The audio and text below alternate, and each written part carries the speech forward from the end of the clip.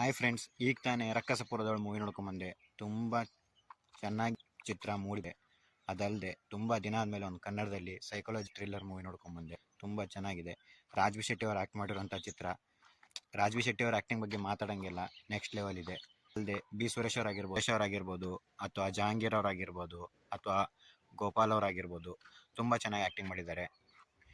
ಆಮೇಲೆ story wise ನೋಡೋದಾದರೆ ಯಾವ ಥರ ಒಂದು ಕೆಟ್ಟ ಜನರು ಮೂಢನಂಬಿಕೆನ ಕೆಟ್ಟದಾಗಿ ಯೂಸ್ ಮಾಡ್ಕೊತಾರೆ ಅಂತ ಮೂವಿಲಿ ತೋರಿಸ್ಕೊಟ್ಟಿದ್ದಾರೆ.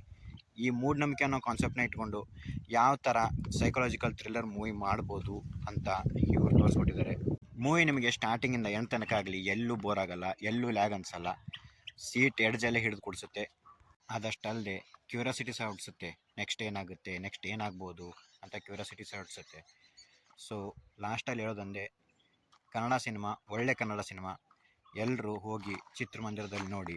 ಸ್ಟಾಪ್ ಪೈರಸಿ ಅಷ್ಟೇ ಕೇಳ್ತಾ ಈ ವಿಡಿಯೋ ಎಂಡ್ ಮಾಡ್ತಾ ಇದ್ದೀನಿ. ನೆಕ್ಸ್ಟ್ ವಿಡಿಯೋದಲ್ಲಿ. ಅಲ್ಲಿವರೆಗೂ